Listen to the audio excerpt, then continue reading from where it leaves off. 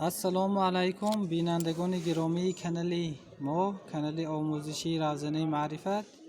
ما حل مثال ها را از باب پلانیمتریا از مواد مرکزی ملی تستی برای داخل شوندگان به اونیورسیت ها مکتب های عالی ادامه میدهیم. خیلی که در درس گذشته به شما گفته بودیم ما تا با مسئله 618 حل نمودیم. اکنون امروز دوامی این مسئله ها را همجای حل میکنیم. مسئله 619 خیلی مسئله آسان است. آن میگوید که چند فایزی مساحت شکل رنگ کرده شده است و آن در رسم عیان است.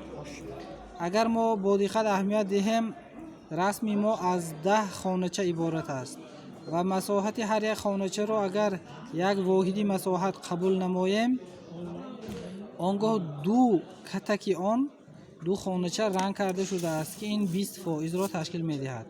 طرز حل این چگونه است؟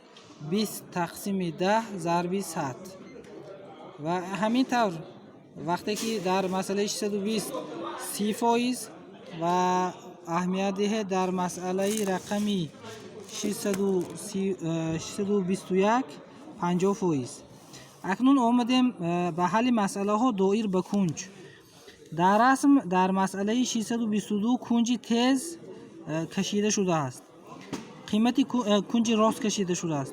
کنج راست به قیمت آن به 90 گرادوس برابر است و به ما معلوم است که الفا و 70 گرادوس کنج راست را تشکیل می دهند.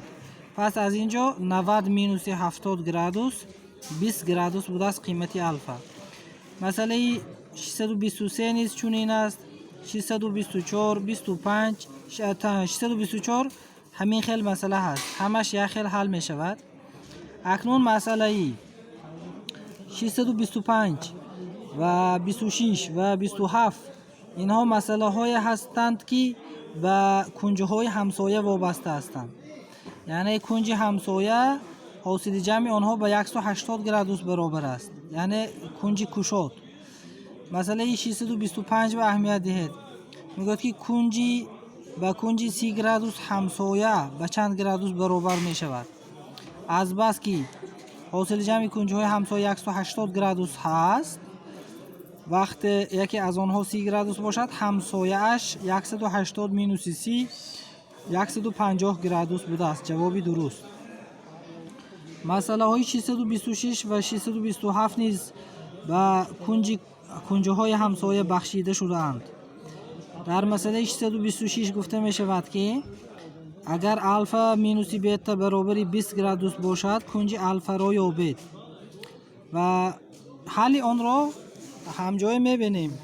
در مسئله رقم 626 وقتی که الفا مینوس بیتا به 20 گرادوس و الفا پلوس بیتا همچون کنجه های همسایه به 180 گرادوس برابر هستند، وقتی آنها را همچون یک سیستم حل می نماییم و در این کار ما راهی جمع را پیش می گیریم.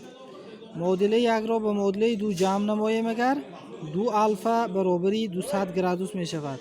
از اینجا الفا برابری 100 گرادوس بوده است. اکنون آمدیم به مسئله رقم 627.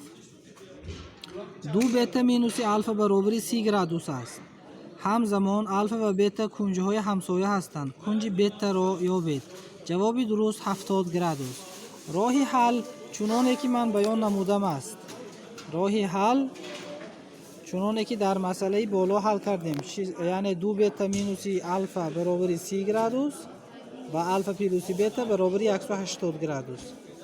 با راه جمع الگبروی میابیم که سی بیتا برابر 210 گرادوس و بیتا برابر 70 گرادوس بوده است.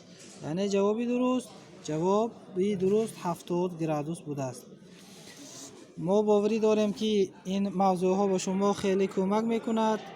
اینچنین باوری داریم که دوام مسئله ها رو شما حل می نمایید و همچون وظیفه خانگی برای شما مسئله های 628 29 30 را یعنی که پیشکش میکنیم.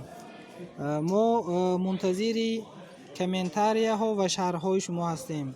باری دیگر به کانال ما آبونه شدن را فراموش نکنید لایک را گذارید و در شرح مسئله های موردی توجه شما بوده را از ما پرسان شوید یا یگان پیشنهادی باشد به ما ارسال نمایید.